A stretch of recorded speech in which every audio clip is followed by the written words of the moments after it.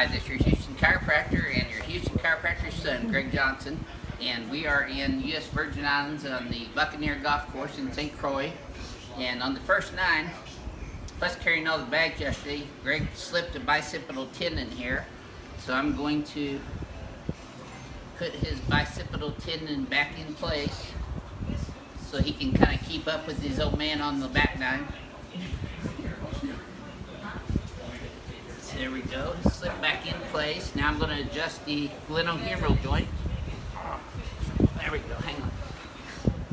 Now I'm going to, here I need to get my foot in here. I'm going to actually, there we go. That's it, right there. Okay, kind of slide down in your chair for me. Yeah. There we go. Lay your head right in my hands. This is a Gonstead cervical chair adjustment. There you go. No, just like that. Here, I gotta get in here a little more. Okay, now relax it. There we go. Good.